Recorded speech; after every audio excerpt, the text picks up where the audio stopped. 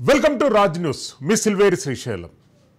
రాజ్ న్యూస్లో ఈరోజు సంచలనాత్మకమైనటువంటి అంశంతో మీ ముందుకొచ్చింది. బీఆర్ఎస్ పార్టీ భవిష్యత్ ఏంటి?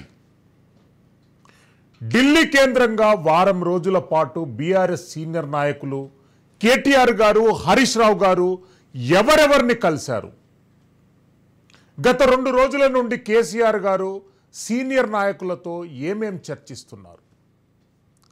బీఆర్ఎస్ పార్టీని గట్టెక్కించేందుకు కింకర్తవ్యంగా తక్షణంగా తీసుకోవాల్సినటువంటి చర్యలేంటి? పార్టీని బీజేపీలో కలపడమా, లేదు అంటనంటే పార్టీని పునరుద్ధరించుకునే విధంగా ప్రణాళికలు రూపొందించడమా? భారతీయ జనతా పార్టీలో బీఆర్ఎస్ను కలిపితే జరిగేటటువంటి పరిణామాలేంటి? స్థానికంగా ఉన్నటువంటి క్యాడర్ సహకరిస్తుందా? కీలకమైనటువంటి నేతలు కాంగ్రెస్ పార్టీలో చేరేటటువంటి అవకాశాలు ఎంతవరకు ఉన్నాయనేటటువంటి అంశంపై కేసీఆర్ అండ్ కో అంతర్మదనంలో ఉంది. మరోపక్క భారతీయ జనతా పార్టీతో కలవకుండా పార్టీని పునర్నిర్మాణ దిశగాగిన కేంద్రీకరిస్తే ఇప్పటికే 2 కమిషన్లను ఎదుర్కొంటున్నటువంటి బీఆర్ఎస్ అగ్రనాయకులు మరిన్ని కేసులతో పాటు ఉన్నటువంటి కొద్దిమంది ఎమ్మెల్యేలను ఏ రకంగా కాపాడుకుంటారనేటటువంటి ప్రశ్న ప్రధానంగా కొనసాగుతుంది. ఇప్పటి వరకు ఉన్నటువంటి సమీకరణల ఆధారంగా బీఆర్ఎస్ పార్టీ బీజేపీలో కలుస్తుంది అనేటటువంటిది సూచనప్రాయంగా తెలుస్తుంది. ఈరోజు శంషాబాద్లో కొనసాగుతున్నటువంటి భారతీయ జనతా పార్టీ రాష్ట్ర విస్తృత స్థాయి సమావేశాలలో కూడా ఈ అంశం ప్రస్తావనకు వచ్చింది. చాలామంది కీలక నేతలు ఇతర పార్టీల నుండి ఎమ్మెల్యేలు, ఎంపీలు వస్తే వాళ్ళు తమ పదవులకు రాజీనామా చేసి రావాల్సిందే అనేటటువంటి అంశాన్ని స్పష్టం చేశారు. బీఆర్ఎస్ పార్టీ ఒకవేళ బీజేపీలో మెర్జప్ అవుతే మరోసారి తెలంగాణ రాష్ట్రంలో ఉప ఎన్నికలు ఎదుర్కోవాల్సినటువంటి అంశం ఉంది. ఈ అంశంపై ఈరోజు డిబేట్ కొనసాగుతుంది. మనతో పాటు దూది శ్రీకాంత్ రెడ్డి గారు, బీజేపీ సీనియర్ నాయకులు మనకు లైవ్లో అందుబాటులో ఉంటారు.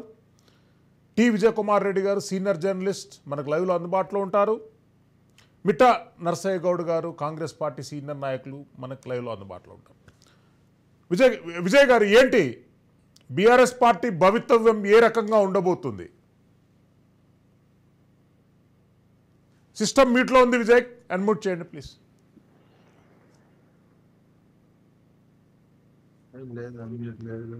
Yes yes hello, yes audible. తెలంగాణలో ఇప్పుడున్నటువంటి రాజకీయ పరిస్థితి ఈ రకంగా 2 జాతీయ పార్టీలు ప్రాంతీయ పార్టీగా ఉన్నటువంటి తెలంగాణలో ఇట్లాంటి రాజకీయ పరిస్థితి ఎందుకు వచ్చింది అంటే ప్రధానంగా మనం చూసుకోవాల్సింది ఈ ప్రజాస్వామ్య చరిత్రలో 60 సంవత్సరాలు పరిపాలించినటువంటి పార్టీలకు సంబంధించినటువంటి అంశం. ఈ పార్టీల ఫిరాయింపులు, పార్టీలకు సంబంధించినటువంటి అంశాన్ని ఫస్ట్ కాంగ్రెస్ పార్టీయే చేయడం జరిగింది. కాంగ్రెస్ పార్టీ ఏం చేసింది, ముఖ్యంగా తెలంగాణలో ఏం చేసింది, దేశవ్యాప్తంగా చేసింది. 60 సంవత్సరాల కాలంలో ఒక పార్టీ నుంచి ఒకరు మారినటువంటి సిచ్యువేషన్ ఉన్నది. ఇక్కడ తెలంగాణలో తెలంగాణ ఉద్యమం జరుగుతుంటే రాజశేఖర రెడ్డి కాలంలో జరిగినటువంటి అప్రజాస్వామ్యం మనకు తెలిసినటువంటి ఒక కళ్ళారా కనిపించినటువంటి అంశం. అంతకుముందు కూడా జరగలేదని కాదు, కళ్ళారా కనిపించినటువంటి అంశం. మొత్తం ఇక్కడ తెలంగాణ ఉద్యమాన్ని చంపేయాలనే దాంతో టీఆర్ఎస్ పార్టీలో గెలిచినటువంటి వాళ్ళని వాళ్ళ పార్టీలో చేర్చుకొని రకరకాల అంశాలు తీసుకురావడం జరిగింది. అదే కల్చర్ ఇప్పుడు మన తెలంగాణ ప్లస్ ఆంధ్రప్రదేశ్లో కూడా కొనసాగింది. చంద్రబాబు నాయుడు ఉన్న సమయంలో వైఎస్ఆర్ కాంగ్రెస్ పార్టీకి సంబంధించి 23 మంది ఎమ్మెల్యేలను కూడా తీసుకోవడం జరిగింది. ఈ రకమైనటువంటి వాతావరణము తెలంగాణలో ఉంది. దీనికి బీజం వేసింది, మొత్తం పరాకాష్ఠ చేసింది కాంగ్రెస్ పార్టీయే. ఆ తర్వాత నేషనల్ లెవెల్లో బీజేపీకి సంబంధించినటువంటి విలీన ప్రక్రియ టీడీఎల్పీని పార్లమెంటరీ పార్టీని బీజేపీ కూడా విలీనం చేసుకుంది. రాజస్థాన్లో బీఎస్పీని కాంగ్రెస్ పార్టీ విలీనం చేసుకుంది ఆల్రెడీ గతంలో మొన్న ఉన్నటువంటి సిచ్యువేషన్లో. ఇట్లా విలీనాలు ఇంకేదైనా ఇట్లా ఎల్పీలు విలీనం చేసుకున్నా ప్రజా సమస్యల మీద నిరంతరం కొట్లాడుతున్నట్లయితే, ప్రజల సమస్యలు నిరంతరం ఎలుగెత్తేటువంటి పార్టీలకే ప్రజలు పట్టం కట్టే అవకాశం కనిపిస్తుంది. ఇప్పుడు ఇక్కడ రెండు జాతీయ పార్టీలు ఏంటంటే అధికార పార్టీలే, ఇక్కడ బీజేపీ కానీ అదేవిధంగా కాంగ్రెస్ పార్టీ కానీ రెండు, ఒకటి రాష్ట్రంలో ఒకటి కేంద్రంలో బీజేపీ అనేది మూడవసారి అధికారంలో ఉన్నటువంటిది. ఇది ఇక్కడ ఈ రాష్ట్ర ప్రజలకు తెలంగాణ ప్రజలకు ఏం చేసింది అనేది ఈ 4 ఏళ్ల తర్వాత, ఈ 4.5 ఏళ్ల తర్వాత. విజయ్ గారు, స్టేట్ అవే క్వశ్చన్, మీరు ఒక సీనియర్ జర్నలిస్ట్ గా బీఆర్ఎస్ పార్టీ తెలంగాణలో అస్త్ర సన్యాసం చేసిందని భావించుకోవచ్చా మనం ఈ పరిణామాలను దృష్టిలో పెట్టుకొని? లేదండి, నేనైతే అనుకోవట్లేదు. బీఆర్ఎస్ పార్టీకి సంబంధించి పోటీ రేపు స్థానిక సంస్థల ఎన్నికల్లో ప్రధానమైన పోటీ కాంగ్రెస్ వర్సెస్ బీఆర్ఎస్ ఉంటుంది. బీజేపీ అనేది మన మోడీకి సంబంధించినటువంటి ఎలక్షన్ జరిగింది. అదేవిధంగా మన తెలంగాణలో మతానికి సంబంధించినటువంటి అంశము, రాముల వారి గుడికి సంబంధించినటువంటి అంశం ఒక కీలకమైనటువంటి అంశంగా పనిచేసింది పార్లమెంట్ ఎలక్షన్లో. అదే అసెంబ్లీ ఎలక్షన్లో కానీ రేపు స్థానిక సంస్థల ఎలక్షన్లో కానీ అది రాదు. తెలంగాణలో కాంగ్రెస్ వర్సెస్ బీఆర్ఎస్ పార్టీ మధ్యనే పోటీ ఉంటుంది, కింది స్థాయిలో కానీ ప్రజల్లో ఉన్నటువంటి సంబంధించినటువంటి. ప్లస్ ఇప్పుడు అనుసరిస్తున్న కాంగ్రెస్ పార్టీ ఇక్కడ పరిపాలిస్తున్నటువంటిది, వీళ్ళు ఇచ్చేటువంటి విధానాలు ప్రజలకు సంక్షేమం అభివృద్ధికి సంబంధించినటువంటి అంశాల్లో గత ప్రభుత్వంతో పాటు పోటీ పడలేకపోతుంది. ఇప్పటికే అనేక అంశాలు, రైతు భరోసా చూసుకున్నా రైతు బందే ఎత్తేసే కార్యక్రమమే జరుగుతుంది. రైతు భరోసా అంశం అయితే ఇంకా చర్చిస్తామంటారు. ఈ రుణమాఫీకి సంబంధించి ఒకటి ఆశ పెట్టుకున్నారు వాళ్ళు, ఆగస్టు 15 వరకు చేస్తాం అనేది ఒకటి రుణమాఫీ. మిగతా మహిళలకు 2,500 కానీ మిగతా అంశాలు కానీ అన్ని అంశాల్లో వెనుక పట్టు పట్టినట్టే కనిపిస్తుంది. విజయ్ గారు, మళ్ళీ వస్తాను మీ దగ్గరికి. శ్రీకాంత్ గారు, బీజేపీ రాష్ట్ర ఎగ్జిక్యూటివ్ సమావేశాలు శంషాబాద్ పరిసర ప్రాంతాల్లో జరుగుతున్నాయి. ప్రధానంగా పార్టీ విలీనం తదితర అంశాలు ప్రధానంగా చర్చకొచ్చినట్టు కూడా మనకు బయటికి కొన్ని వార్తలు వస్తున్నాయి. కొంతమంది అగ్రనాయకులు బయటకు వచ్చి మీడియా ప్రతినిధులు అడిగినటువంటి ప్రశ్నలకు ఒకవేళ మెర్జప్ ఉంటే మాత్రం రాజీనామాలు తప్పవు అనేటటువంటి అంశాన్ని వాళ్ళు లీక్ చేశారు. ఏం జరుగుతుంది? నమస్కారం అండి. ఇప్పుడు ఏదైతే మొన్న మా జాతీయ ప్రధాన కార్యదర్శి కేంద్ర హోంశాఖ సహాయ మంత్రులు బండి సంజయ్ కుమార్ గారు క్లియర్ గా చెప్పారు, ఎవరైనా పార్టీలోకి రావాలనుకుంటే, ప్రజాప్రతినిధులు రావాలనుకుంటే బేషరతుగా వాళ్ళు రాజీనామా చేసి భారతీయ జనతా పార్టీలోకి రావాల్సిందే అని చెప్పేసి క్లియర్ గా వారు చెప్పడం జరిగింది. అది పార్టీ యొక్క నిర్ణయం, ఆ నిర్ణయం మేరకే నడుస్తుంది తప్ప ఇక ఎటువంటి దాంట్లో వేరే రెండో ఆప్షన్ ఇంతకుముందు జరిగినటువంటివి కూడా చూడండి మీరు. ఈటల రాజేందర్ గారు వచ్చిన పార్టీలోకి వారు రాజీనామా చేసి రావడం జరిగింది. రాజగోపాల్ రెడ్డి గారు వచ్చిన పార్టీలోకి వారు రాజీనామా చేసి రావడమే జరిగింది. ఈ విధంగా ఇప్పుడు ఎవరైనా వద్దామనుకున్నా కూడా రాజీనామా చేసి మళ్ళీ వాళ్ళు పార్టీలోకి రావడమే తప్ప పదవులతోని పార్టీలోకి, బీజేపీ పార్టీలోకి రావడం అనేటువంటిది అసంభవం. ఇంకొకటి, భారతీయ జనతా పార్టీ ప్రత్యక్షంగా పోయినసారి బీఆర్ఎస్ పార్టీతోనే ముఖాముఖి పోరాడింది, ముఖాముఖి కొట్లాడింది. వాళ్ళ యొక్క అవినీతి పైన కానీ, అక్రమాల పైన కానీ, వారి యొక్క పాలన తీరు పైన మేము బేషరతుగా కొట్లాడినాం. అనేక మార్లు కేసులు అయినాయి, జైళ్ళకు కూడా పోయినాం. చాలా ఇబ్బంది పడ్డారు భారతీయ జనతా పార్టీ కార్యకర్తలు. కాబట్టి బీఆర్ఎస్ పార్టీ విలీనం అనేటువంటిది కేంద్ర నాయకత్వం, రాష్ట్ర నాయకత్వం వాళ్ళ సమక్షంలో వాళ్ళ పరిధిలో ఉన్నటువంటి అంశం. కానీ ఇక్కడ ఏదైతే స్టేట్మెంట్ ఉందో రాజీనామాలు చేసి రావడం అనేటువంటిది, అది క్లియర్ గా రాజీనామాలు చేసిన తర్వాతనే బీజేపీ పార్టీలోకి మిగతా ఎవరైనా కానీ ఏ పార్టీ నుంచి వలసలు వచ్చినా రాజీనామా చేసి రావాల్సిందనేటువంటిది క్లియర్ గా ఉన్నటువంటి అంశం. ఎస్, నర్సయ్య గౌడ్ గారు, రేవంత్ రెడ్డి గారికి అన్ని పరిస్థితులు అనుకూలంగా వస్తున్నాయి. అసలు 10 సీట్ల మార్కు కూడా దాటదనుకున్నటువంటి కాంగ్రెస్ పార్టీ అధికారంలోకి వచ్చింది. వారం 15 రోజులలో కూలిపోతుందన్నటువంటి ప్రభుత్వం 5 సంవత్సరాల గ్యారంటీని రాసుకుంది. ఏంటి, బీఆర్ఎస్ పార్టీని, ఎల్పీని మెర్జప్ చేసుకునేటటువంటి దిశగా రేవంత్ రెడ్డి గారి పావులు అనేది కలుపుతున్నారు. ఎలాంటి పరిణామాలు ఉండబోతున్నాయి? మీకు ప్యానల్లో ఉన్న పెద్దలకు వ్యూవర్స్కి నమస్కారం. ముఖ్యంగా ఈ టీఆర్ఎస్ పార్టీ అంటే ఇలా ఎల్పీ విలీనం కానీ టీఆర్ఎస్ భవిష్యత్తు గురించి కానీ బాగా చర్చ జరుగుతూ ఉంది. అంటే వాస్తవంగా బీఆర్ఎస్ను అంటే నామరూపాలు లేకుండా చేస్తుందని మాత్రం మనం అనుకోవద్దు. ఇప్పుడు అంటే చేయాలి అనేది మనసులో ఉందన్నమాట. లే అంటే భారతీయ జనతా పార్టీకి ఏంటంటే ఇక్కడ స్పేస్ కావాలంటే ఏదో ఒక ప్రాంతీయ పార్టీని సాఫ్ చేయాలనేది వాళ్ళ సిద్ధాంతం. కాబట్టి వాళ్ళు ఆల్రెడీ ఒక కేసీఆర్ గారు తెలుసో తెలియకున్న అవసరంతో మజ్బూరిలో పొరపాటు చేసిండు మొన్న. వాళ్ళకు సహకరించడం వల్ల వాళ్ళకి 8 సీట్లు రావడం, దాంతో వాళ్ళకి ఎక్కలేని ఉత్సాహం వచ్చింది. ఇక ఇంకా కొంచెం 5-6% తీసుకోవాలంటే గారు ప్రజలు ఇచ్చినటువంటి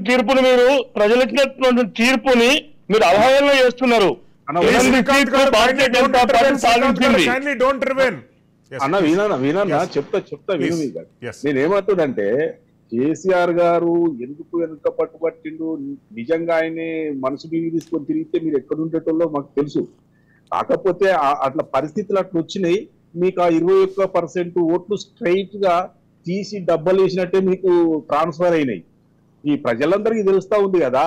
కానీ నాకున్న ఎక్స్పీరియన్స్ ప్రకారం నాకు ఏమర్థమవుతుందంటే కేసీఆర్ గారు భారతీయ జనతా పార్టీలో కాంగ్రెస్ లో మొత్తం పార్టీ తీసుకుపోయి విలీనం చేస్తాడని మాత్రం ఎవరు అనుకోకూడదు, నేను కూడా అనుకోను.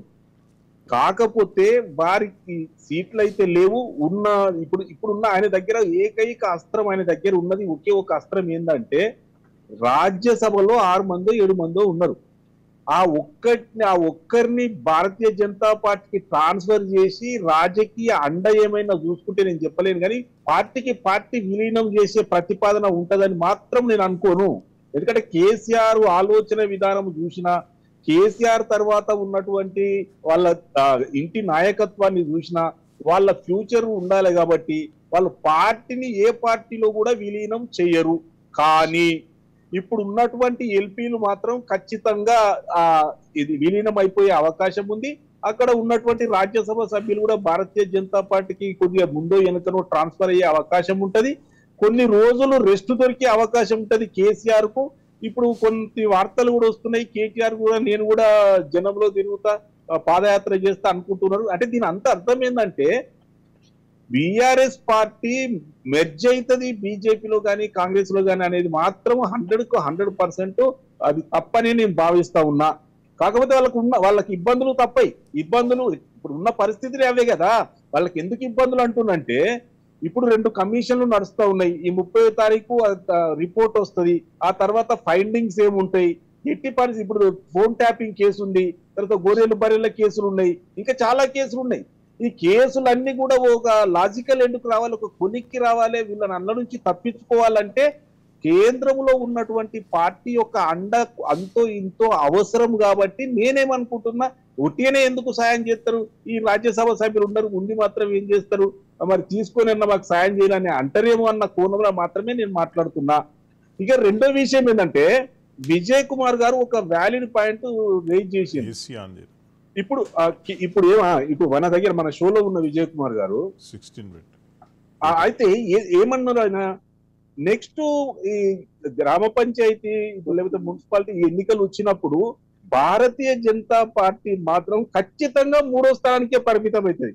ఎందుకు పరిమితం అవుతుంది అంటే మొన్న వచ్చింది కేవలం వాపు మాత్రమే. కేవలం మోడీ గారి నేషనల్ ఎలక్షన్స్ మోడీ గారిని చూసి ఈ బీఆర్ఎస్ కు వేయడం వల్ల వీళ్ళు 1-2 గెలిస్తే వీళ్ళు చేసేది ఏంది అని అనుకున్న తర్వాత కాంగ్రెస్ కు వేయలేని పరిస్థితులలో భారతీయ జనతా పార్టీకి వేయడం వల్ల వాళ్ళకి ఆ 8 సీట్లు వచ్చింది.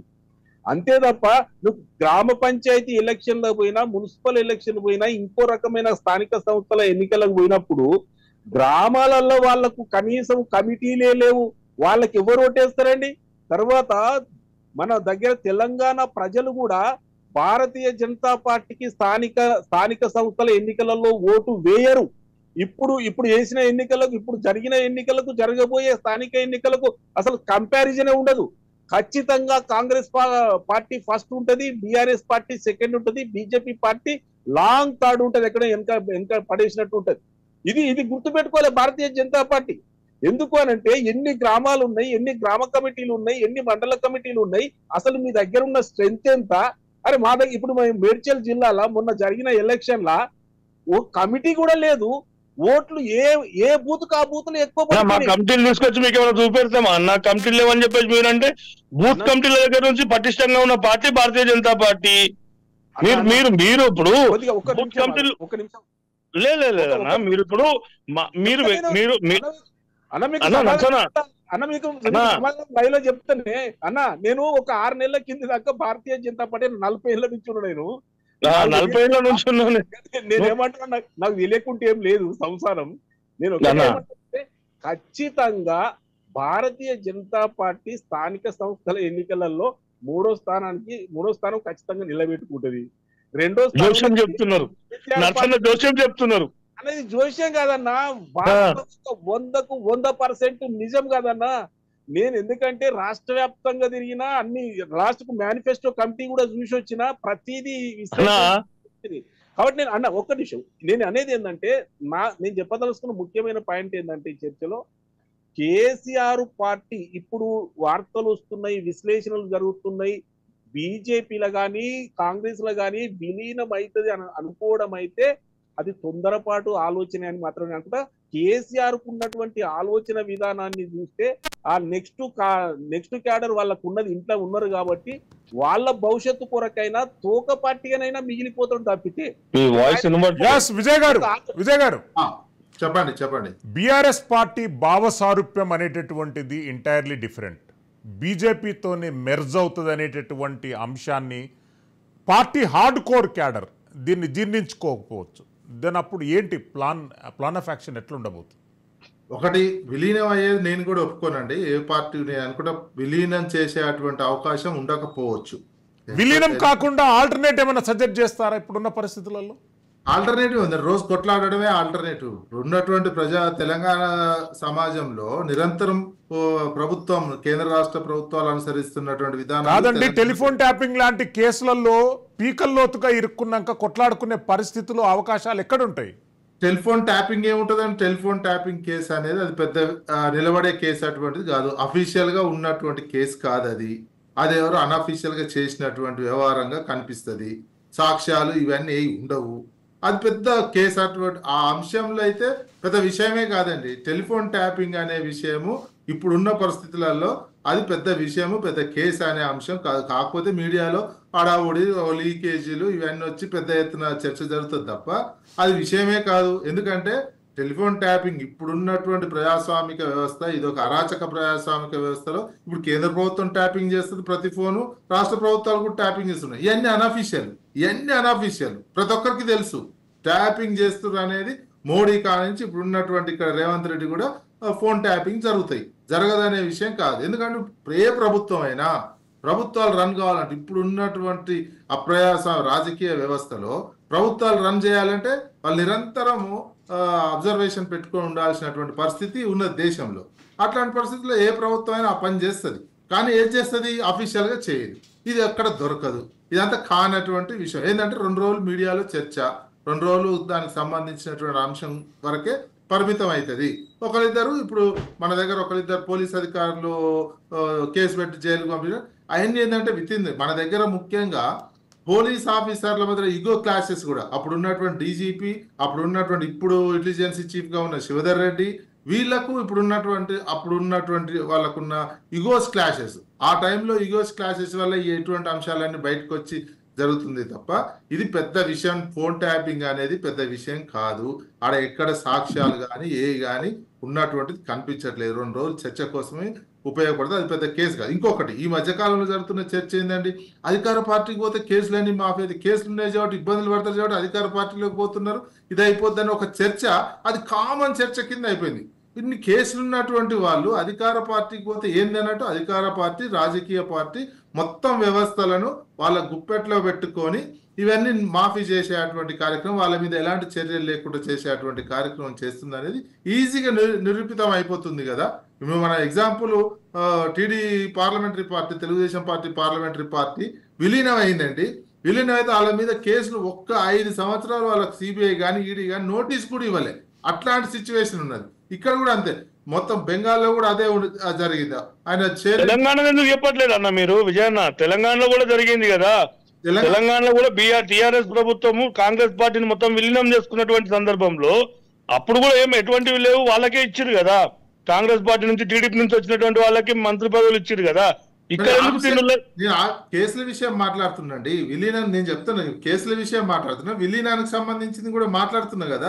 ఇప్పుడు నేను అడిగిన క్వశ్చన్ కు సంబంధించినటువంటి అంశం చెప్తున్నా. నేను విలీన ప్రక్రియ అది జరిగింది. విలీనం మన దగ్గర ఫస్ట్ 2014లో వచ్చినటువంటి తెలంగాణ వచ్చినటువంటి నేపథ్యంలో అప్పుడు చంద్రబాబు నాయుడు ఇక్కడ ఏమన్నాడు? చంద్రబాబు నాయుడు ఫస్ట్ క్యాబినెట్ లో జరిగి ఆఫీసర్స్ వెళ్ళిపోయిన తర్వాత పొలిటికల్ గా మాట్లాడినటువంటి క్యాబినెట్ మీటింగ్ లో, హైదరాబాద్ జరిగినటువంటి మీటింగ్ లో తెలంగాణ వచ్చింది, ఇక్కడ ఉన్నటువంటి ప్రభుత్వం పరిపాలన చేత కాదు, తెలంగాణ వాళ్లకు వితిన్ ద 6 నెలల లోపే ప్రభుత్వం పడిపోద్దని క్యాబినెట్ లో ఆఫీసర్లు వెళ్ళిపోయిన తర్వాత పొలిటికల్ స్పీచ్ లో అన్నటువంటి వ్యక్తి, ఆ తర్వాత రేవంత్ రెడ్డి బయటకు వచ్చి చిట్చాట్ల మా మీడియా ముందు ఎన్నోసార్లు ఉండదు, వీళ్ళు వస్తారు పార్టీలోకి, అదైపోతుంది, గవర్నమెంట్ పడిపోద్ది అని చెప్పిండు. ఆ రకంగా ఒక అస్తిత్వాన్ని, తెలంగాణ అస్తిత్వాన్ని దెబ్బతీయటానికి తర్వాత వచ్చినటువంటి ఎలక్షన్ లో ఎమ్మెల్యేలకు ఆల్రెడీ కొంతమందికి డబ్బులు ఇస్తే ఈ రెడ్ హ్యాండెడ్ గా దొరికిన తర్వాత 50 లక్షలతోటి ఇచ్చినటువంటి ఎమ్మెల్యేలు కూడా పైసలు రిటర్న్ ఇచ్చిరండి అప్పుడు. ఎందుకంటే ప్రభుత్వాన్ని పడగొట్టడానికి ఈయన ఒక్కడే కాదు ఎమ్మెల్సీ, మిగతా ఎమ్మెల్యేలు కూడా కొంతమంది ఎమ్మెల్యేలకు డబ్బులు ఇచ్చిన తర్వాత మళ్ళీ రిటర్న్ వాళ్ళు దొరకగానే రెడ్ హ్యాండెడ్ గా దొరకగానే వాళ్ళు తీసుకొచ్చి మళ్ళీ రిటర్న్ ఇచ్చేసి ఏం ఎరగనట్టు ఉన్నటువంటి సిచ్యువేషన్ అప్పుడు ఉన్నది. అవన్నీ లిటరల్ గా సాక్ష్యాలు లేకపోవచ్చు కానీ అందరికీ రెగ్యులర్ గా చూసేటువంటి జర్నలిస్టులకి అందరికి తెలిసినటువంటి అంశమే అది. ఈ రకంగా తెలంగాణ అస్తిత్వాన్ని దెబ్బతీసేటువంటి కార్యక్రమంలో 40 కోట్లు పెట్టి సెక్రటరియట్ ఎల్ బ్లాక్ లో చివరి ఫ్లోర్ లో 40 కోట్లు పెట్టి చంద్రబాబు నాయుడు ఛాంబర్ తయారు చేసుకున్నాండి.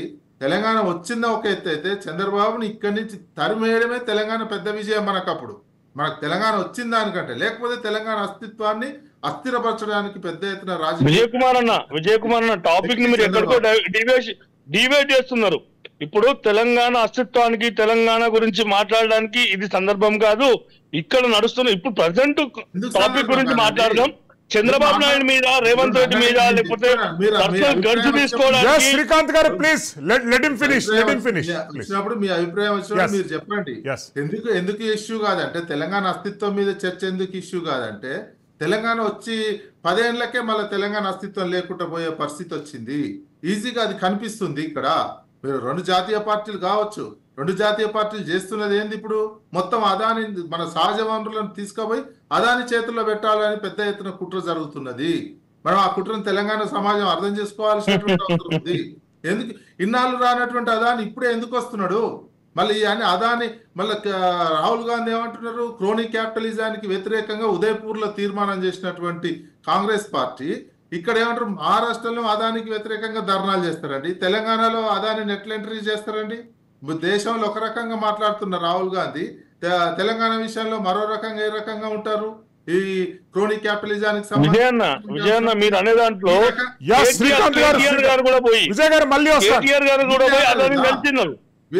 వీళ్ళే ఇప్పుడు ఉన్నటువంటి కాంగ్రెస్ పార్టీ నాయకుడు రాహుల్ గాంధీయే చెప్తున్నటువంటి అంశం. నిరంతరం అదాని మీకు దాడి చేస్తున్నటువంటి రాహుల్ గాంధీ, అదాని పెట్రోల్ మహారాష్ట్రలో వ్యతిరేకిస్తున్నటువంటి రాహుల్ గాంధీ తెలంగాణలో ఎట్లా అంటే రాహుల్ గాంధీ అర్థం చేసుకోవాలి. ఇదంతా ఎవరు తిప్పుతున్నారు? చంద్రబాబుకు ఉన్నటువంటి ఇక్కడ ఉన్న నెట్వర్క్ చంద్రబాబు చేతిలోనే ఉన్నటువంటి అంశం నడుస్తుంది. ఇప్పుడు తెలంగాణలో కూడా చంద్రబాబు చేతుల్లోనే ఇక్కడ ఉన్నటువంటి ప్రభుత్వం ఉన్నట్టు కనిపిస్తుంది, కాంగ్రెస్ చేతిలో ఉన్నట్టు కనిపించట్లేదు. మొత్తం మళ్ళీ వెనకంగా బీజేపీ నడుపుతుంది. ఈ రకమైనటువంటి తెలంగాణలో ఒక రకమైనటువంటి రాజకీయ వాతావరణం, మిగతా రెస్ట్ ఆఫ్ తెలంగాణ భారతదేశం అంత ఒక తీరుగా ఉంటే బీజేపీ కాంగ్రెస్ గట్టిగా కొట్లాడుకుంటున్నట్టు కనిపిస్తున్నటువంటిది. సిద్ధాంతపరంగా అంత పెద్ద సిద్ధాంతపరంగా రాహుల్ గాంధీ రోజు ఫైట్ చేస్తున్నా అని చెప్తున్నటువంటిది తెలంగాణలో ఆ సిద్ధాంత పరమైనటువంటి ఫైట్ లేకుండా రాజీ ధోరణితో అవలంబిస్తున్నటువంటిది కనిపిస్తుంది. లేకపోతే ఎలక్షన్ షెడ్యూల్ కు వారం రోజుల ముందు ఒక ముఖ్యమంత్రి పోయి బడేబాయ్ అని అంటారని అంత పెద్ద ఎత్తున నేషనల్ లెవెల్లో సిద్ధాంతపరంగా ఫైట్ చేస్తున్నటువంటి రాహుల్ గాంధీ ఇక్కడ ఉన్నటువంటి ముఖ్యమంత్రి పోయి బడేబాయ్ అంటున్నట్టు ఆ సిద్ధాంతపరమైనటువంటి రాజీ ఇక్కడ కొనసాగుతుంది. ఇక్కడ సిద్ధాంతపరమైనటువంటి ఫైట్ జరగటం లేదు. ఈ అంశాలే బీఆర్ఎస్ కు ఉండాల్సినటువంటి అంశం ఏంటంటే బీఆర్ఎస్ విలీనంగా ఈ ప్రజల సమస్యల మీద, ప్రజా అంశాల మీద నిరంతరం ఫైట్ చేయాల్సినటువంటి అవసరమే ఉంటుంది ఆ బీఆర్ఎస్ పార్టీకి సంబంధించినటువంటి. విజయ్ గారు మళ్ళీ వస్తారు. శ్రీకాంత్ గారు, బీఆర్ఎస్ పార్టీ కానీ బీఆర్ఎస్ పార్టీకి సంబంధించినటువంటి మిగతా విభాగాలు కావచ్చు, ఏది కూడా ఇప్పటి వరకు కాంగ్రెస్ పార్టీ మీద ప్రత్యక్షంగా వచ్చి వీధి పోరాటాలు చేసినటువంటి పరిస్థితి లేదు. కానీ భారతీయ జనతా పార్టీ యువ మోర్చా ఆధ్వర్యంలో కార్యక్రమాలు తీసుకుంది, మహిళా మోర్చా ఆధ్వర్యంలో కార్యక్రమాలు తీసుకుంది. స్వయంగా రాష్ట్ర అధ్యక్షులు కిషన్ రెడ్డి గారు మహిళా మోర్చా ధర్నాలో పాల్గొని ఏవైతే హామీలు ఇచ్చారో కాంగ్రెస్ పార్టీ మహిళలకు ఇచ్చినటువంటి హామీలు నెరవేర్చాలని చెప్పి డిమాండ్ చేసింది. కానీ ఇప్పటి వరకు కూడా బీఆర్ఎస్ పార్టీకి సంబంధించినటువంటి వాళ్ళు వీధి పోరాటాలకు కానీ ప్రత్యక్ష పోరాటాలకు కానీ వచ్చినటువంటి దాఖలాలు లేవు. దీన్ని మీరు గమనించాలి విజయన్న గారు. మీరు విశ్లేషకులుగా మాట్లాడుతున్నప్పుడు విశ్లేషకులుగానే మాట్లాడితే బాగుంటుంది. మీరు on the behalf of BRS పార్టీకి మాట్లాడుతున్నట్టు, బీఆర్ఎస్ పార్టీకి వత్తాసు పలుకుతున్నట్టుగా మాట్లాడుతూ Bharatiya Janata party BRS party అడిగిర్రండి అన్న విజయన్న, నేనేమంటున్నా భారతీయ జనతా పార్టీ సిద్ధాంతపరంగా భారతీయ జనతా పార్టీ మీరు రాజీ అన్నారు కాంగ్రెస్ పార్టీతో తెలంగాణ ప్రభుత్వంతో ఎక్కడ రాజీపోయింది? వినండి, ఏ పార్టీ అయినా ప్రజల ముందు ప్రజా సమస్యలు కొట్లాడితే ప్రజలు ఆదరిస్తారు. నేను బీఆర్ఎస్ కి ఇక్కడ అవును అడిగిరి కాబట్టి మీరు కొట్లాడుతున్నారు, మీరు కొట్లాడతలేరని నేను ఏమన్నా అన్నానా? తెలంగాణ ప్రభుత్వం రేవంత్ రెడ్డికి సిద్ధాంతం నడుస్తుందంటే ఎక్కడ కూడా మేము రాజీ పడేటువంటి అవకాశం లేదు. ఎక్కడ కూడా రాజీ పడం. మీకు మీరేదో మీరు చెప్పుకోండి. నేను బీఆర్ఎస్ కు ఒత్తాసు పలుకుతున్నటువంటి అంశం, ఒత్తాసు పలికినటువంటి అంశం ఏమున్నది? ఒక పార్టీ ఏది విలీనం కాకుంటే ప్రత్యామ్నాయం ఏమున్నాయి ఒక పార్టీకి అని అడిగినప్పుడు ప్రత్యామ్నాయం ప్రజల సమస్యల మీద కొట్లాడమే, ప్రజా సమస్యల మీద కొట్లాడమే అంటే మీరు కొట్లాడుతున్నాను, మీరు బీజేపీ కొట్లాడతలేదని నేను అంటే మీరు అనాలి ఆ మాట. బీజేపీ ప్రధానమంత్రి అంటే ఒక ముఖ్యమంత్రి కాంగ్రెస్ వాళ్ళే చెప్తున్నారు ఎవరు కొట్లాడుతున్నారు ఏంది మా మీద ఎవరు చేస్తున్నారు అని. మహబూబ్నగర్ లో ముఖ్యమంత్రి గారే చెప్పినటువంటి విన్నాం, మీరు కనిపించినటువంటి. ఇప్పుడు బీజేపీ కొట్లాడతలేదు అని అలాగే ఏ పార్టీ ఏం చేయాలి? ప్రజల సమస్యల మీద ఏ రాజకీయ పార్టీ అయినా ప్రజల ఆదరణ రావాలంటే ప్రజలకు సంబంధించినటువంటి అంశాల మీద కొట్లాడాలి. అధికారంలో ఉన్నటువంటి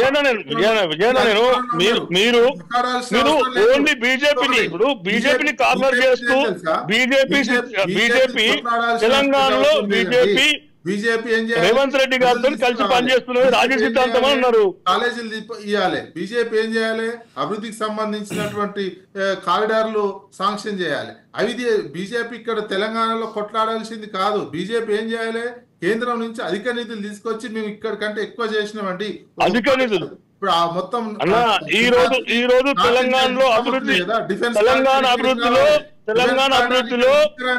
అనేకమైనటువంటి నిధులిచ్చినటువంటిది భారతీయ జనతా పార్టీ అని చెప్తే మీరు కొట్లాడుతున్నాం అని చెప్తే డ్రామా అవుతుంది. మీరు ఒక కారిడార్, ఒక పారిశ్రామిక కారిడార్ తీసుకురండి, ఒక టెక్స్టైల్ పార్క్ తీసుకురండి, రైల్వే కోచ్ ఫ్యాక్టరీ తీసుకొచ్చి అట్లా మీరు కన్విన్స్ చేయాలి తెలంగాణ ప్రజల్ని. మీరు కొట్లాడుతున్నాము అంటే మీరు నేను అదే చెప్తున్నా విజయన్న. భారతీయ జనతా పార్టీ కేంద్ర ప్రభుత్వము ఈ రోజు తెలంగాణకు అత్యధిక నిధులు ఇస్తున్నటువంటిది కేంద్ర ప్రభుత్వం. గత బీఆర్ఎస్ ప్రభుత్వము గ్రామానికి ఒక్క రూపాయి కూడా ఇవ్వలేదు. 13th ఫైనాన్స్ 14th ఫైనాన్స్ కింద 13th ఫైనాన్స్ 14th ఫైనాన్స్ కింద గ్రామాలకు నిధులు ఇచ్చినటువంటిది భారతీయ జనతా పార్టీ. బీజేపీ స్వచ్ఛ భారత్ కింద నిధులు ఇచ్చింది భారతీయ జనతా పార్టీ. హైదరాబాద్ కు ఇవ్వాల్సినటువంటి 14th finance let me complete చేసింది. హరితహారం కింద ఇచ్చే డబ్బులు భారతీయ జనతా పార్టీ కేంద్ర ప్రభుత్వం డబ్బులే. లైట్లు వచ్చేటివి, లైట్లు కనీసం లైట్ల పైసలు కూడా కేంద్ర ప్రభుత్వం తెచ్చేటువంటి నిధులే. లైట్ల పైసలు అంటే లైట్ల పైసలు ఒక తెలంగాణకు సపరేట్ ఇయ్యలే. భారతదేశం ట్యాక్స్ డెవల్యూషన్ లో తెలంగాణకు హక్కుగా వచ్చేది మాత్రమే ఇచ్చిర్రు. మీరు అదనంగా గుజరాత్ కు తరలించకపోయినట్టు, అదనంగా ఇంకో రాష్ట్రానికి తరలించకపోయినట్టు తెలంగాణకు అదనంగా మీరు ఏమి ఇయ్యలే. ఇక్కడి నుంచి పోతున్నాయి దేశానికి 3,65,000 కోట్ల రూపాయలు తెలంగాణ నుంచి పోతే మీరు ఇచ్చింది 1,75,000 కోట్లు రిటర్న్. అది ట్యాక్స్ డెవల్యూషన్. మీరు రిటర్న్ ఇచ్చింది. మీరు అదనంగా కాళేశ్వరం ప్రాజెక్టుకు, అదనంగా మిషన్ భగీరథకు, అదనంగా దేనికని ఇస్తే ఇచ్చింది అంటారు. మీరు దేనికి ఇవ్వకుండా ఉత్తర ట్యాక్స్ డెవల్యూషన్ అది హక్కు. అదే ఏ రాష్ట్రంలో అయినా మీరు ఇచ్చేది ఏంది? లైట్లలో బాగుంటే లైట్లు ఇచ్చి ట్యాక్స్ కడుతుంటే మీరు ఇస్తున్నారు. అది బాగా చట్ట ప్రకారం చెప్పేది ట్యాక్స్ అక్కడ నుంచి ట్యాక్స్ శ్రీకాంత్ గారు మళ్ళీ వస్తారు మీ దగ్గరికి. ఏమిస్తుంది నిధులు నరసయ్య గౌడ్ గారు నిధుల గురించి చెప్తున్నాము. రైల్వే అవునన్నా ఇప్పుడు మేము అదే అడుగుతున్నాము. విభజన చట్టంలోని అంశాలు ఒకటాన్ని ఇంప్లిమెంటేషన్ చేసినారండి. అదే ఆంధ్రప్రదేశ్ కి అయితే నువ్వు చేస్తారు, తెలంగాణకు చేయరు. విభజన నరసయ్య గౌడ్ గారు, బండి సంజయ్ గారు ఈరోజు ప్రసంగిస్తూ బీఆర్ఎస్ పార్టీ ఎమ్మెల్యేలను కేసీఆర్ గారు కాంగ్రెస్లోకి స్ట్రాటజిక్స్గా పంపిస్తున్నారనేటటువంటి అంశాన్ని బండి సంజయ్ గారు కేంద్ర హోంశాఖ సహాయ మంత్రి గారు స్పష్టంగా ప్రసంగించడం జరిగింది. ఎట్లా స్పందిస్తారు బండి సంజయ్ గారి వ్యాఖ్యలపైన? ఇప్పుడు బండి సంజయ్ గారు మాట్లాడే మాటలు అవి డిఫరెంట్గా ఉంటాయి. ఎందుకంటే అవి జనాలకు, ఓటర్లకు, ప్రజలకు సంబంధించి ఉండవు. ఆయన పొలిటికల్ మోటివేషన్ తోటి అనుకుంటాడు ఆయన. కాబట్టి దానికి అంత పెద్దగా ప్రాధాన్యత ఇవ్వవలసిన అవసరం లేదు. అసలు కీలక అంటే ఒక కేంద్ర మంత్రి మాట్లాడారు స్వయంగా, బీఆర్ఎస్ పార్టీ అధినేత కేసీఆర్ గారు స్ట్రాటజిక్ గానే కాంగ్రెస్ పార్టీకి ఎమ్మెల్యేలను పంపిస్తున్నారనేటటువంటి అంశాన్ని, అరెస్టు నుండి తప్పించుకోవడానికి, ఆయన ముందు కొనసాగుతున్నటువంటి కమిషన్ల నుండి బయటపడడానికి కేసీఆర్ గారు ఎమ్మెల్యేలను కాంగ్రెస్ పార్టీలోకి పంపుతున్నారనేటటువంటి వ్యాఖ్య వైరల్ గా. అన్న నేను ఏమంటున్నది, బండి సంజయ్ గారు మాట్లాడిన మాట పచ్చి అబద్ధం. ఎందుకంటే ఆయనకు ఏదో ఒకటి అంటే ఒక రాయి శ్రేషి చూస్తాడనమాట. నేను ఒకటే అంటున్నా, బండి సంజయ్ గారికి ఈ రాజకీయాలు లేవు, నేను మంత్రినైనా డెవలప్మెంట్ అన్నోడు ఇట్లాంటి మాటలు ఎందుకు మాట్లాడతాడు? నేను ఒకటే అడుగుతున్నా, కేసీఆర్ ఏమన్నా పిచ్చోడా అన్న? కేసీఆర్ ఉద్యమ నేత. కేసీఆర్ కు ఉన్నన్ని ఆలోచనలు ఇంకొక నేతకు ఉండవు. కేసీఆర్ తర్వాత కేటీఆర్ ఉన్నాడు, కవిత ఉంది, హరీష్ రావు ఉంది, హిమాన్షు ఉంది, వాళ్ళకు ఒక ఫ్యామిలీ నాయకత్వం ఉంది. ఆయన స్ట్రాటజిక్ గా కాంగ్రెస్ కు ఎందుకు పంపిస్తాడండి? ఒకవేళ అలాంటి స్ట్రాటజిక్ గా పంపించేది ఉంటే ఆ 2014లోనే విలీనం చేయాలి ఆయన. బండి సంజయ్ గారికి ఏమర్థమవుతుందంటే, మళ్ళీ 4 రోజుల తర్వాత భారతీయ జనతా పార్టీ గురించి ఎవరు కూడా ఆలోచన చేయరు, ఎవరు కూడా మాట్లాడే పరిస్థితి ఉండదు. కాబట్టి మేము కూడా ఉన్నాము అక్కడ, మేము మీటింగ్ పెట్టుకున్నాం, మా గురించి కూడా మాట్లాడండి అని అనే కోణంలో అన్నట్టున్నాడు తప్పితే కాంగ్రెస్ పార్టీకి పంపిస్తాను, పంపించేది ఉంటే ఎప్పుడో పంపిస్తుండే. కాబట్టి నేను ఒకటే, అందుకే నేను ఇంతకుముందు క్లియర్ గా చెప్పింది ఏంటంటే, వాళ్ళు చేతులు ఎత్తేసి మెర్జీ చేసే అవకాశం లేదని చెప్పినప్పుడే వాళ్ళు పోరాటం కొరకు సిద్ధమవుతారు. కాకపోతే తాత్కాలికంగా వాళ్లకు ఆ కవితమ్మ బయటికి రావాలి, కొద్దిగా కేసులలో మరి ఇబ్బంది ఉండొద్దు అన్న దాంతో కొద్దిగా సయోధ్యకు గత వారం రోజులుగా ఢిల్లీలో ఉండి ప్రయత్నం చేస్తే ఆ బిఎల్ సంతోష్ గారు వాళ్ళ దగ్గర రానియొద్దని చెప్పినట్టుగా వార్తలు వస్తూ ఉన్నాయి. కాబట్టి నేను ఒకటే అంటున్నా, Bharatiya Janata party national elections వచ్చినప్పుడు మాత్రమే ఇక్కడ ఒక ప్లేయర్. నేషనల్ ఎలక్షన్ కాకుండా రాష్ట్ర స్థాయి అంటే ఎమ్మెల్యే ఎలక్షన్ కానీ, ఆ కింది స్థాయి స్థానిక ఎలక్షన్ కానీ వచ్చినప్పుడు ఆయన థర్డ్ ప్లేయర్. ఇది గుర్తుపెట్టుకోవాలి. బండి సంజయ్ గారు మాట్లాడినంత మాత్రాన అది కరెక్ట్ అవుతుందని మనం అనుకోవద్దు. రెండో ముఖ్యమైన విషయం ఏంటంటే, ఆల్రెడీ ఇంతకు ముందు వార్తలలో కూడా చెప్పారు ఏంటంటే, ఖచ్చితంగా నేను పాదయాత్ర చేస్తానని కేటీఆర్ అంటా ఉన్నాడు. ఎవరైనా మొత్తం వదులుకొని మూసేసుకునేటోళ్ళు పాదయాత్ర ఎందుకు చేస్తారు?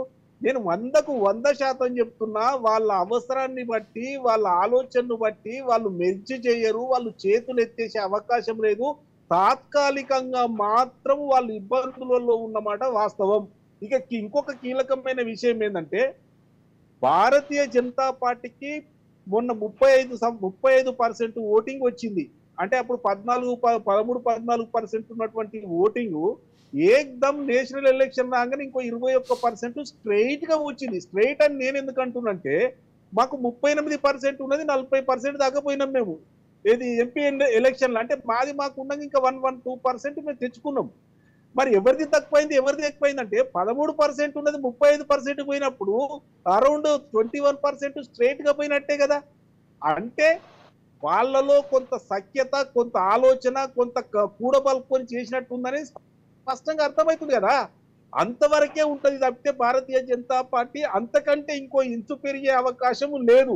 ఎందుకంటే భారతీయ జనతా పార్టీ యొక్క ఆలోచన విధానము తెలంగాణలో ప్రజలకు రుచించదు. ఎందుకు అనంటే, వాళ్ళు పేద ప్రజలకు సంబంధించిన ఏ ఒక్క కార్యక్రమం కూడా చేయరు. ఏదైనా డైరెక్ట్ ఏదో లెక్కల ప్రకారం వచ్చేది ఇస్తారు తప్పితే ఖచ్చితంగా. నేను ఒకటే అంటున్నా, మొన్న మేనిఫెస్టోలో ఏం పెట్టిరని, మేనిఫెస్టో బీజేపీ మేనిఫెస్టో మీరు ఎప్పుడన్నా ఒక 2-3 ఎలక్షన్ల మేనిఫెస్టో తెలంగాణలో తీసి చూడండి. నేను మేనిఫెస్టో అమలు కాని హామీల మేనిఫెస్టో ఉండదు మాది. భారతీయ జనతా పార్టీ అమలు కాని మేనిఫెస్టో ఉండదు. ఏదైతే అమలు చేస్తామో, ఏదైతే ప్రజల కోసమో అందిస్తాము. మీరు చెప్పేది ఒక్కటే, మీరు ఒకటి హామీ ఇయ్యరు, అది నెరవేర్చరు. పొరపాటున ఏదన్నా హామీ ఇస్తే అది గుండు సున్నే. వాళ్ళు ఏం చెప్పారు, 15 లక్షలు ఎత్తున్నారు, అది పాయే. ఆ తర్వాత ఇంకొకటి ఇచ్చిన నేను మొత్తం మీద ఇదంతా వచ్చేసి ఏదో కథ చేస్తా అంటే ఏం చేస్తారు మీరు? మీకు ఏమైతుంది? ప్రజల కోసం ఆలోచించి ప్రజల కోసం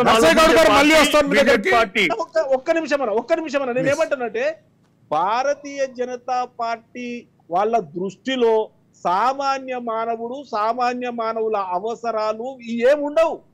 కేవలం సూటు పూటు. అందుకే మూడోసారి అధికారం ఇచ్చిండ్రు ప్రజలు. అందుకే మూడోసారి అధికారం ఇచ్చిండ్రు కేంద్రంలో. అరే ఎవరిచ్చిన ప్రజల కోసం ఆలోచిస్తున్నాం కాబట్టి, పేద ప్రజలకు పైసలు తీసుకోకుండా కరోనా టీకాను ఉచితంగా ఇచ్చినాం కాబట్టి, పేద ప్రజల కోసం ఆలోచించినాం కాబట్టి ప్రజలు మళ్ళొకసారి పట్టం కట్టారు. అరే 400 పార్ అని చెప్పుకున్న వాళ్ళు 240కి కుదించబడ్డారు. ఈ రోజు చంద్రబాబు నాయుడు దయా దాక్షిణ్యాల మీద మీరు బతికి పట్టగడతా ఉన్నారు. మీరేదో గెలిచినామని చెప్తారండి. ఉంటారా? మీకు అది రాలేదు కదా, మరి అధికారమే పరమావధిగా అనుకున్న మీరు, మీకు రాలేదు కదా. ఏమంటున్నా, చంద్రబాబు నాయుడు తుమ్మితే ఊసిపోతాడు మీరు, లేకపోతే ఇంకొక బీహార్ లో ఆయన ఇంకొక నితీష్ కుమార్ ఉన్నాడు. వీళ్ళిద్దరు కలిసి మీ దగ్గరికి ఎందుకు జతగట్టట్లేదు? మిగతా వాళ్ళు మీ మీద నమ్మకం లేకనే కదా. మీకు దేశ అధికారాన్ని అప్పచెప్తే కాంగ్రెస్ పార్టీకి, దేశాన్ని అమ్మేస్తారని చెప్పి మీకు అప్పచెప్పట్లేదు కాంగ్రెస్ పార్టీకి. మీ దగ్గర రావట్లేదు మిగతా వాళ్ళు. ఏం చెప్తే ఓట్లేసిరు, పుస్తెలు గుంజుకపోతారు, ఇల్లు గుంజుకపోతారు. ఒక ప్రధానమంత్రి స్థాయిలో ఉండి నరేంద్ర మోడీ గారు మాట్లాడిన మాటలు చూసి భయపడేసినట్టున్నారు హిందువులు. అంతవరకే మీకు ఆల్రెడీ బుద్ధి చెప్పడం జరిగింది. అయోధ్య ఫైజలాబాద్ మిమ్మల్ని ఓడించిన మేము. అయోధ్యలో ఉత్తరప్రదేశ్ లో 80 సీట్లలో మీకు వచ్చింది 33. ఇంతకు ముందు 64 ఉండే, అంతకు ముందు 1000-2000 ఓట్లతో ఎన్ని ఓడిపోయినా చూడండి. ఉత్తరప్రదేశ్ లో ఏమంటున్నా, 1000-2000 ఓట్లతో ఓడిపోయినా ఎన్ని ఉన్నాయి, మీకు ఎన్ని వచ్చినాయి, అది కూడా మీరు చూసుకోవాలి కదా. ఇప్పుడు మీరు అన్నా 100కు 99 మార్కులు వస్తే, 100కు 99 మార్కులు వస్తే ఫస్ట్ అన్నట్టు. 549 మార్కులు ఫస్ట్ వచ్చినట్టు 400 సీట్లు అని చెప్పారు. మీరు చెప్పింది ఏంది? 400 సీట్లు 400 పార్ అంటే రివర్స్ లో కొడితే 240. చెప్పండి. అరే మీరు ఓడినట్ట గెలిచినట్ట? నర్సన్న అధికారంలోకి వచ్చినామా లేదా? మేము అధికారంలో ఉన్నామా లేదా? ప్రజలకు సేవ చేస్తున్నామా లేదా? మిమ్మల్ని విశ్వసించలేదు. విజయ్ గారు నర్సయ్య గౌడ్ గారు, శ్రీకాంత్ గారు ఆగాలి మీరు ప్లీజ్. విజయ్ గారు, మాజీ మంత్రివర్యులు నాగేందర్ గారు ఒక సంచలనమైనటువంటి వ్యాఖ్య చేశారు. ఈ నెల 24వ తేదీన అసెంబ్లీ సమావేశాలు జరగబోతున్నాయి. అంతలోపు బీఆర్ఎస్ పార్టీ పూర్తిగా ఖాళీ అవుతుంది, బీఆర్ఎస్ పార్టీలో ఒక్క ఎమ్మెల్యే కూడా ఉండరు అనేటటువంటి వ్యాఖ్య చేశారు. ఈరోజు ఎట్లా స్పందిస్తారు నాగేందర్ గారి వ్యాఖ్యలపై? స్పందించడం అంటే వాళ్ళు పోయేటట్టే ఉన్నట్టు కనిపిస్తున్న అన్నటువంటి దానం నాగేందర్ గారు చెప్పినటువంటిది. ఎందుకంటే ముందు ఆయనే పోయింది కదా, పోయి బీఫామ్ తెచ్చుకొని చేసింది కాబట్టి వాళ్ళతో టచ్ లో ఉన్నారు కొంతమంది. ఇంకో 6 రేపు వస్తారు అని చెప్తున్నటువంటిది. ఇవన్నీ చూడాలి. ఇవన్నీ ఏంటంటే కాలంలో కొంతమంది ఉత్తుత మాటలు. ఎందుకంటే దానం నాగేందర్ ఉద్యమకాల నుంచి కూడా ఇట్లాంటి మాటలు బీఆర్ఎస్ మీద ఎన్నో మాట్లాడిండు, బీఆర్ఎస్ వచ్చి చేరిండు, మళ్ళీ బీఆర్ఎస్ నుంచి బయటికి పోయినటువంటి వ్యక్తి. ఆయన పూటకో మాట, పూటకో పార్టీ. ఆయన వల్ల ఒకసారి ఎలక్షన్ రాజీనామా చేసి రాజశేఖర రెడ్డి ఉన్నప్పుడు ఆసిఫ్ నగర్ కాన్స్టిట్యున్సీగా ఉన్నప్పుడు నైట్ ఓ పార్టీ, తెల్లారేసరికి మధ్యరాత్రి ఓ పార్టీ, మళ్ళీ తెల్లారేసరికి బీఫామ్ ఇంకో పార్టీ. తెలుగుదేశం కూడా పోయింది. తిరగని పార్టీ లేదు, దానం నాగేందర్ తిరగని పార్టీ లేదు. మళ్ళీ తెలుగుదేశం నుంచి గెలిచి రాజీనామా చేసి మళ్ళీ వచ్చి పోటీ చేస్తే ఓడగొట్టినప్పుడు ఇట్లాంటి అంశం ఏంటంటే ఈ రాజకీయానికి ఉన్నటువంటి వ్యవస్థ, రాజకీయ వ్యవస్థ ఇట్లా ఉన్నటువంటిది. వస్తున్నారు అని చెప్తున్నారు. అన్నీ ఏంటంటే ఈ వారం 10 రోజుల్లో తేలిపోతుంది కదా, ఏది ఎట్లా జరుగుతుంది ఏంటి అనేది. మొత్తం విలీనం అవుతుంది, ఎల్పి అనేది విలీనం అవుతుంది అనేది అంటున్నారు. ఎంతమంది వస్తారు ఏంటి అనేది తెలిసిపోతుంది. ఇట్లా విలీనం కాకముందే దానికి ప్రాసెస్. విలీనం అంటే విలీనం చేసుకోవచ్చు. మీరు ఒక్కొక్కరు ఇంటికి పోయి కండువా కప్పుతున్నటువంటి అనర్హత వేటు వేయాలి కదా. అనర్హత వేటు ఏమైంది? నీతులు ఏం చెప్తారు? రాజ్యాంగం పట్టుకొని రాహుల్ గాంధీ నీతులు చెప్తున్నాడు కదా. మరి కేకేకి ఒక సూత్రం పెట్టిర్రు, కేకే రాజీనామా చేసిండు పార్టీ మారినందుకు. అదే సూత్రం ఎంపీకి వర్తించినటువంటి సూత్రము ఎమ్మెల్యేలకు వర్తించదా? ఇది కాంగ్రెస్ పార్టీ ద్వంద్వ విధానాన్ని చెప్పుకోవడానికే సిగ్గుచేటిది. ద్వంద్వ విధానాన్ని మరింత అసలు ఇక అది చెప్పరానటువంటి ద్వంద్వ విధానం. దేశంలో ఒకవైపు రాజ్యసభనేమో రిజైన్ చేపిస్తారు, రిజైన్ చేయించి ఎలక్షన్ వస్తే అభిషేక్ సింఘ్వికి, అది కూడా ఇట్లనే తెలంగాణ అస్తిత్వం అంటే తెలంగాణ సీటు ఇంకోనికి ఇవ్వడం, ఇంకోనికి ఇచ్చే అవకాశం కనిపిస్తుంది, అభిషేక్ సింఘ్వికి ఇస్తారు అనేది. ఈ రకమైనటువంటి వాతావరణం. మీరు ఎందుకు ఈ రకమైన కండువాలు కప్పినటువంటి వ్యక్తులు ఎందుకు రాజీనామా చేయరు? విలీనం అంటే మీరు దానికి సంబంధించింది. విలీనం అంటే గ్రూప్ అంతా ఒక రోజు ఒక సమావేశమై దానికి సంబంధించినటువంటి లెటర్ ఇచ్చి అదొక ఉన్నటువంటి నిబంధనల ప్రకారం ఏదన్నా అంశం అది చూడాల్సినటువంటి అంశం. ఇండివిజువల్ ప్రతి ఇంటికి పోయి ఒక ముఖ్యమంత్రి కండువాలు కప్పినటువంటి సిచ్యువేషన్ కాంగ్రెస్ పార్టీది. ఇటువంటి వాళ్ళని ఎందుకు రిజైన్ చేపిస్తలేరు? అనర్హత వేటు ఎందుకు వేయట్లేరు? మళ్ళీ ఇదే వీళ్ళు కొట్లాడతారు. హిమాచల్ ప్రదేశ్ లో బీజేపీకి మారింది కాంగ్రెస్ పార్టీ నుంచి ఒక మహిళా ఎమ్మెల్యే. ఆ మహిళా ఎమ్మెల్యే మీద కాంగ్రెస్ వాళ్ళు అనర్హత వేటు వేయాలని ఫైట్ చేస్తుంటారు. ఈ విచిత్రమైన అందుకే కాంగ్రెస్ పార్టీ రోజు ఎందుకు కుచించుకోపోతుంది అంటే భారతదేశంలో ఈ 40 నుంచి పడిపోయి మళ్ళీ చిన్న లేచే ప్రయత్నం. ఎందుకంటే ఇట్లాంటి ఒక అరాచకమైనటువంటి దరిద్రమైనటువంటి ప్రజాస్వామ్య వ్యవస్థను ఈ పరాకాష్ఠకు తీసుకొచ్చినటువంటి పార్టీ కాంగ్రెస్ పార్టీయే. దాంట్లో బీజేపీ వంతు తర్వాత ఉన్నది, బీజేపీ లేదని కాదు. కానీ మొత్తం ఒక రాష్ట్రంలో ఒక తీరుగా, ఒక జిల్లాలో ఒక తీరుగా, మొత్తం రకరకాల అన్ని విధానాలు, రాష్ట్ర విధానాలు కావచ్చు, దేశ విధానాలు కావచ్చు, ఏ విధానమైనా ఒక అస్తవ్యస్తమైనటువంటి విధానాలు ఉండడం వల్ల కాంగ్రెస్ పార్టీకి ఈ రకంగా దేశ ప్రజాస్వామ్య వ్యవస్థ ఈ రకంగా దాపురించింది. ఇక్కడ ఎన్ని రకాలుగా చూడండి. మేఘాలయాలో ఒక తీరుగా వ్యవహరిస్తారు, హర్యానాలో ఒక తీరుగా, కర్ణాటకలో ఒక తీరుగా, తెలంగాణలో ఒక తీరుగా, మళ్ళీ వీళ్ళే రాజ్యాంగం బుక్కు పట్టుకొని నీతి సూత్రాలన్నీ చెప్తుంటారు. ఇవన్నీ ఎంత నవ్వురాదా? ఎవడో చూస్తుంటే 140 కోట్ల మంది ప్రజలకు అర్థం కాకపోవచ్చు, చాలా మందికి అయితే అర్థమవుతుంది కదా. మాకు ఎవ్వరికి అర్థం కాదనే లెవెల్లో కాంగ్రెస్ పార్టీ వ్యవహరిస్తుంది. అందుకే కాంగ్రెస్ పార్టీ దేశంలో కుచించుకపోయి మొత్తం సావుదలకు వచ్చినటువంటిది. మొన్న పార్లమెంట్ ఎలక్షన్ లో మళ్ళీ ఏదో బీజేపీ మీద ఉన్నటువంటి మత ఉన్మాదం అనే ముద్ర ఉన్న నేపథ్యంలో మళ్ళీ కొన్ని సీట్లు వచ్చినాక మళ్ళీ ఇక్కడ అధికారంలోకి వస్తే మళ్ళీ అదే రిపీట్ చేస్తారు. ఈ రకమైనటువంటి రాజకీయం చేస్తే కాంగ్రెస్ పార్టీకి ఏం ఫ్యూచర్ ఉంటుందండి? ఎస్ శ్రీకాంత్ గారు, స్థానిక సంస్థల ఎన్నికలు, జిహెచ్ఎంసీ ఎన్నికల టార్గెట్గా బీజేపీ సమావేశాలు కొనసాగుతున్నాయి. ప్రత్యేకమైనటువంటి తీర్మానాలేంటి, ప్లాన్ ఆఫ్ యాక్షన్ ఏంటి? సార్, జిహెచ్ఎంసీ ఎన్నికల్లో పోయినసారి చూసినాం మనం. అసలు కనీ విని ఎరగని రీతిలో పట్టం కట్టిర్రు. బీఆర్ఎస్ పార్టీ ఎంతో అంచనాల మీద ఉన్న కాంగ్రెస్ పార్టీకి 1-2 సీట్లను ప్రజలు ఇచ్చిన, భారతీయ జనతా పార్టీకి 50 పైచిలకు సీట్లను ఇచ్చేసి ఆశీర్వదించారు. ఈసారి కూడా జిహెచ్ఎంసీలో అదే విధంగా ఆశీర్వదిస్తారు. జిహెచ్ఎంసీని కైవసం చేసుకునేందుకు అవకాశాలు కూడా మెండుగా ఉంటాయనేటువంటిది ఈ సందర్భంగా తెలియవచ్చు. అదేవిధంగా ఇంతకుముందు నరసన్న కావచ్చు, విజయన్న కావచ్చు, స్థానిక సంస్థల ఎలక్షన్స్లలో బీజేపీకి ఉండదు, ఇప్పుడు పార్లమెంట్ ఎలక్షన్స్ లో వాపు మాత్రమే అని చెప్పేసి మాట్లాడినటువంటి సందర్భం. ఇప్పుడు నేను అదే చెప్తున్నా, జోషం చెప్పినట్టుగా వాళ్ళు చెప్పడం జరిగింది. స్థానిక సంస్థల ఎలక్షన్స్లలో కూడా భారతీయ జనతా పార్టీకి ప్రజలు పట్టం కట్టడానికి సిద్ధంగా ఉన్నారు. కంపల్సరిగా తెలంగాణలో రాబోయే రోజుల్లో భారతీయ జనతా పార్టీ ఉంటుంది. భారతీయ జనతా పార్టీనే ప్రజలు ఆశీర్వదిస్తారు. ఈరోజు పేదల కోసం ఆలోచిస్తున్నటువంటి పార్టీ భారతీయ జనతా పార్టీ. కాబట్టి ఆ పార్టీ కోసం ఈరోజు కాంగ్రెస్ పార్టీ ఇచ్చినటువంటి హామీలన్నీ కూడా విఫలమైపోయింది. ఒక మహిళలకు ఉచిత బస్సు ప్రయాణం తప్ప ఆ కరెంటుది కొంత మేరకు ఉన్నప్పటికీ ఇంకా మొత్తం కరెంటు విషయంలో కూడా 200 యూనిట్ల వరకు ఫ్రీ విషయంలో కూడా ఇంకా ఇది కాలేదు. మిగతా హామీలన్నీ కూడా ఎక్కడేసినటువంటివి అక్కడనే ఉన్నాయి. వాటిని కూడా అమలు చేసేటువంటి పరిస్థితి కనబడతలేదు. ఏదో ఇంకా ఆగస్టు 15 వరకు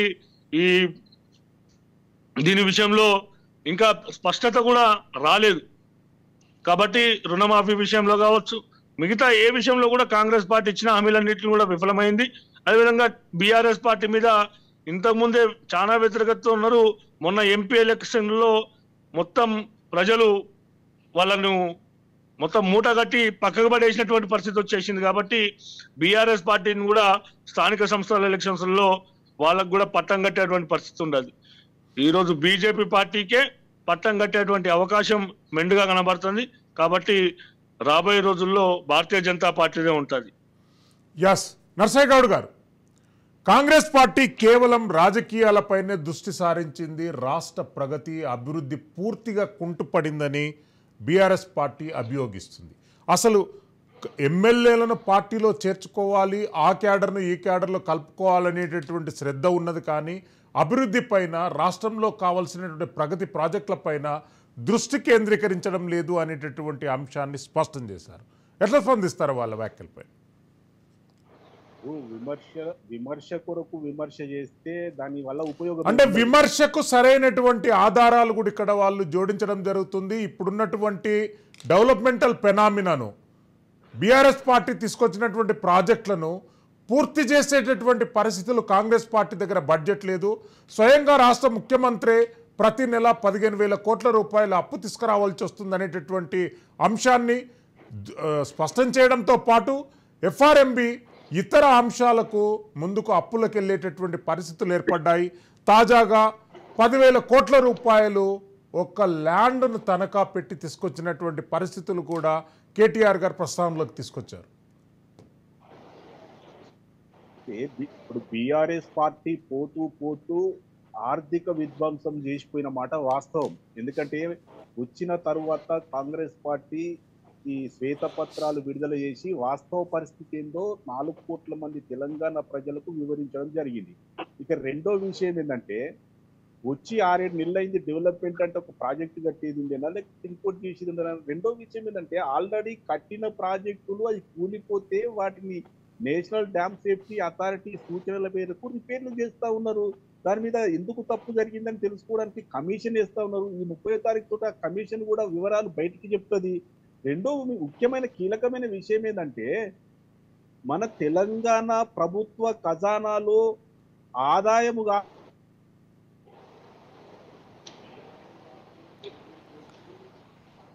ఎస్ నర్సయ్య గౌడ్ గారు, ఫ్రీజన్ విజయ్ గారు, కన్క్లూజన్ పాయింట్ చెప్పండి. Telangana future political action plans ఎట్లుండబోతున్నాయి? వివిధ పార్టీలు కానివ్వండి, బీఆర్ఎస్ మాత్రము బీజేపీలో మెర్జ్ అయ్యేటందుకు సూచనప్రాయంగా అన్ని అంగీకారాలు జరిగినట్టు మనకు తెలుస్తున్నాయి. ఒకవేళ జాతీయ పార్టీలే తెలంగాణ భవిష్యత్ అయితే, తెలంగాణ అస్తిత్వం గురించి ఫైట్ చేసినటువంటి పార్టీల భవితవ్యం ఎట్లుండబోతుంది? ఒకటి, ప్రధానంగా విలీనం అనేది జరగకపోవచ్చు విలీన ప్రక్రియకు. ఎందుకంటే అదొక పొలిటికల్ దానికి ఆద్యము పార్లమెంటు ఎన్నికల సందర్భంగానే పడింది.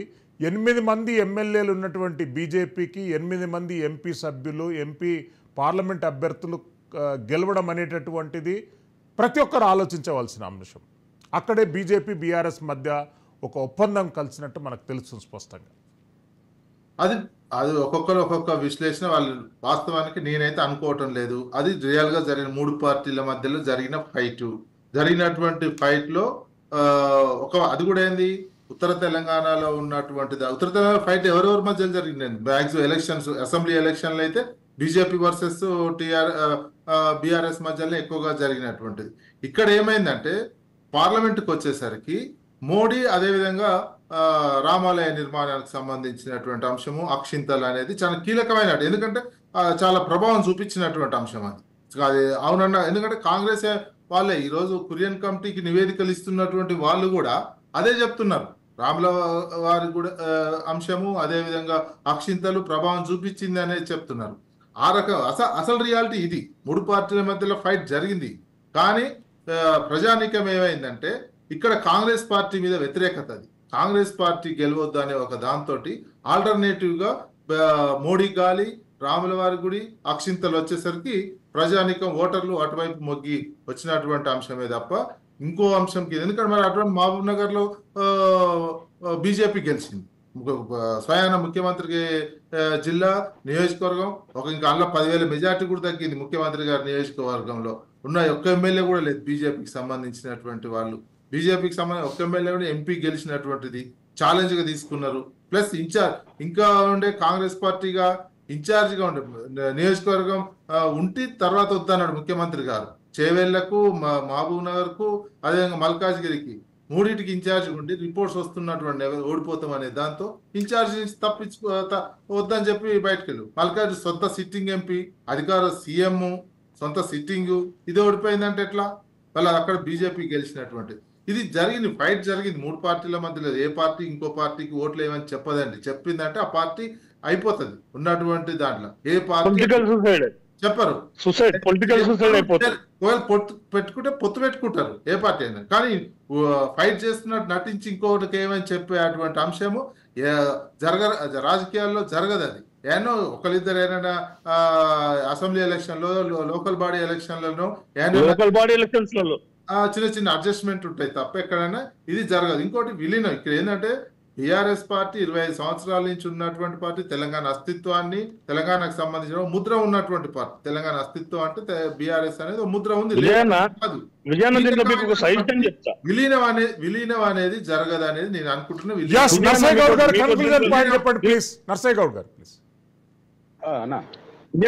మీరు ఒక పాయింట్ తీసుకోవాలా? శ్రీకాంత్ గారు మళ్ళీ వస్తాను మీ దగ్గరికి. నర్సయ్య గౌడ్ గారు కన్క్లూజన్ పాయింట్. సరే, ఇప్పుడు కేసీఆర్ పార్టీ విలీనం అవుతుందని అయితే నేను అనుకోను. 100% కాదు. ఈ రెండు జాతీయ పార్టీలతో ఏదో ఒక పార్టీకి తోక పార్టీగా మిగిలిపోయి ఓ మంత్రి పదవికి ముందు ఆశపడే అవకాశాలు ఉంటాయి తప్పితే ఖచ్చితంగా పార్టీ ఉంటది. రెండో విషయం ఏంటంటే కాంగ్రెస్ పార్టీ వచ్చే 10-15 సంవత్సరాలు కంటిన్యూస్ గా ఇక్కడ తెలంగాణలో అధికారంలో ఉండడమే కాకుండా వచ్చేసారి కేంద్రంలో కూడా మేమే అధికారంలోకి వస్తాము. ఒకవేళ టైం మంచిగా ఉంటే 2 సంవత్సరాల తర్వాత కూడా జరిగే అవకాశం కూడా ఉంది. కేంద్రంలో మేము వచ్చే అవకాశం కూడా కనిపిస్తా ఉంది. కాబట్టి భారతీయ జనతా పార్టీ చాలా వీకెస్ట్ పాయింట్ కు పడిపోయింది. వాళ్ళ ఓటు బ్యాంక్ అనేది చెదిరిపోయింది. ముఖ్యంగా అంటే హిందీ బెల్ట్ లో ఏదైతే భారతీయ జనతా పార్టీకి అనుకూలంగా ఉండేటువంటి ఉత్తరాది రాష్ట్రాలలో కూడా వాళ్ళు ఓడిపోవడం అనేది వాళ్ళ ఇంటికి పోయే.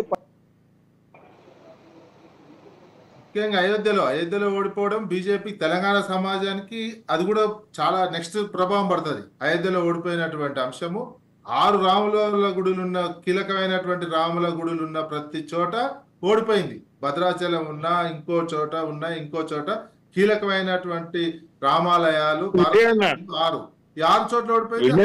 మన తెలంగాణ సమాజం మీద పడుతుంది. అరే అయోధ్యలోనే అనే ప్రభావం ఇప్పటికే పడింది. అట్లా మీరు ఆ విధంగా మాట్లాడితే మాజీ ముఖ్యమంత్రి కేసీఆర్ నెంబర్ 2 నెంబర్ 3 అనుకునేటువంటి, అంటే ఆ ప్రభుత్వంలో నెంబర్ 2 నెంబర్ 3 ఉన్నటువంటి హరీష్ రావు ఉన్నటువంటి నియోజకవర్గము 7 అసెంబ్లీ నియోజకవర్గాల్లో అత్యధికంగా మీరు అధికారం అంటే ఎమ్మెల్యేలుగా ఉన్నటువంటి నియోజకవర్గం మెదక్ పార్లమెంట్ నియోజకవర్గం ఓడిపోలేదా అన్న?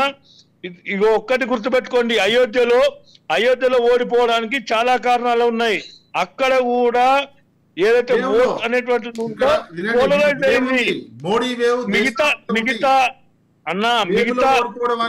హిందువులు అని చెప్పేసి అంటే హిందువుల ఓటు పోలరైజ్ కాలేదు, కానీ అక్కడ ముస్లిం ఓటు పోలరైజ్ అయింది. వేవ్ లో ఉన్నప్పుడు మోడీ వేవ్ భారతదేశం అంతా నడుస్తున్నటువంటి సందర్భంలో అయోధ్య లాంటి ప్లేస్ లో ఓడిపోవడం అంటే అది బీజేపీకి పెద్ద సెట్ బ్యాక్. అది ఆ సెంటిమెంట్ ప్రజలు ఉత్తరప్రదేశ్ పట్టించుకోలేదు. ఇప్పుడు మన దగ్గర ఏముందని వేవ్ ఉందంటే ఏమి లేని ఒక్క ఎమ్మెల్యే సీట్ లేని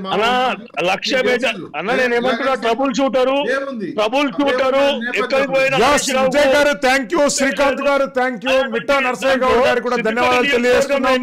ఏది ఏమైనా కానీ హైదరాబాద్ నగర కేంద్రంగా బీజేపీ కేంద్ర నాయకులు ఈరోజు హైదరాబాద్ నగరంలో సమావేశంలో పాల్గొన్నారు.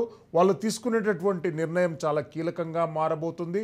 అతి త్వరలో తెలంగాణ రాష్ట్రంలో రాజకీయంగా ఉన్నటువంటి ఒక స్తబ్దతకు క్లారిటీ వచ్చే అవకాశం ఉంది. బీఆర్ఎస్ పార్టీ భవితవ్యం మాత్రం శూన్యంగా కనిపిస్తుంది. పార్టీ మనుగడనే ప్రశ్నార్థకంగా మారేటటువంటి అవకాశాలు స్పష్టంగా కనిపిస్తున్నాయి.